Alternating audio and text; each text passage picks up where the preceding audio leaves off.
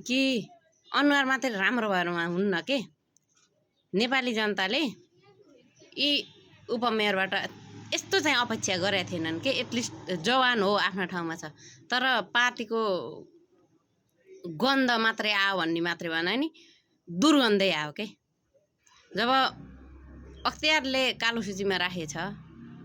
भ्रष्टाचारको मुद्दा चलिराखेछ त्यस्तालाई गएर मेयर नभएको बेला ढोका फुटाई लएर भित्र लएर हुल्दिनी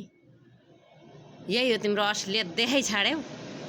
हो त्यही भएर अहिलेका आम नयाँ पुस्तालाई यिनी पुराना पार्टी मन नपर्नको मुख्य कारण फ्रस्ट्रेसन हुने रिस उठ्ने देख्दै गाली गर्ने मुख छोड्ने गर्छन् नि यस्ता व्यवहारले देखेर हो क्या तिमीहरूको अलिकति नयाँ भएपछि अलि संयम त अपनाउन सकिन्न के ठिक के बेठिक भन्न सकिन्न तिमीलाई कार्यकारी अधिकृत चाहिरहेको थियो काठमाडौँ महानगरपालिका चाहिएको थियो त्यो आफ्नो ठाउँमा छ तिमीले पनि त गएर आफू सरकारमा गएर म मेयर र उपमेयरको एउटै हैसियत हो भन्ने चाहिँ त अनि तिमीले गएर अलि यो दाग नलागेको मान्छे मलाई अधिकृतमा ल्या भन्न सक्ने थिएनौ लास्ट शर्मा छैन हेर त